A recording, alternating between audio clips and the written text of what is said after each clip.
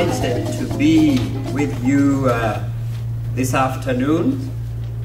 I know that of the various Ugandan communities worldwide, there are very few places where there is a more important concentration of Ugandans as in California, and particularly in the Los Angeles area.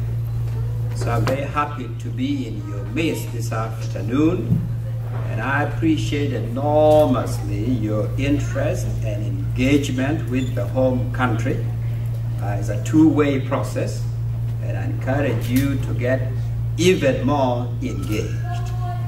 Thank you very much, Mr. Abdul Kiggundu, for organizing this, for welcoming me so warmly and introducing me so very generously.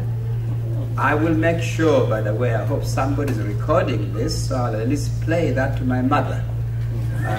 She may finally be impressed by her son. But thank you very much for your very generous introduction. Thank you to everybody for being here, ladies and gentlemen. And thank you particularly for Mzee and Mama for taking the trouble to be here this afternoon. Thank you very, very much. Thank you, everybody.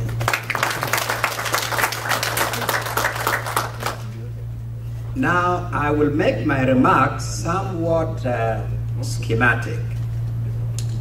I want to share with you my observation, my commentary about where our country is today, and give you a glimpse of my ideas about where to take the country.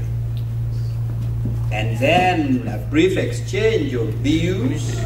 Let me say to you, first of all, that returning to my land of birth after a quarter century in which I was not allowed to set foot in Uganda was a huge shock to me. I was delighted, I was joyful to link up with my friends, my schoolmates, my teachers, those who are with me at Makerere. I was very happy to see my relatives. But as I moved around the country, meeting various communities and seeing the conditions of our people, it broke my heart. What I discovered in the country, what had happened in the country in the course of 25 years.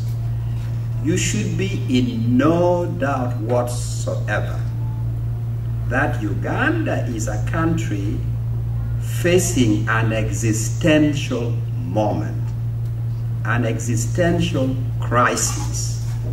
Is a country in a grave state of national crisis. I almost hesitate about to say a country on the verge of national collapse. There should be no doubt in your mind. When you arrive in Kampala, Kampala is glittering, and especially the hills surrounding Kampala. You know, the huge mansions which populate the hills surrounding Kampala. They are signs of incredible prosperity, great fortunes, and real good living in Kampala. And then when you leave a few miles outside Kampala, you discover a completely different universe that is disconnected with the suburbs of Kampala City. And I want to speak a little bit about what that disconnected universe is really about.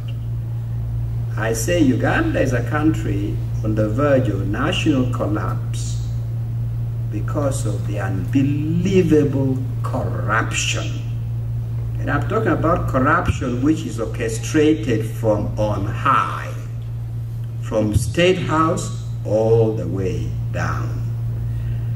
Corruption wanders the globe, but I have to tell you, it comes and sleeps in Uganda in Museveni's court.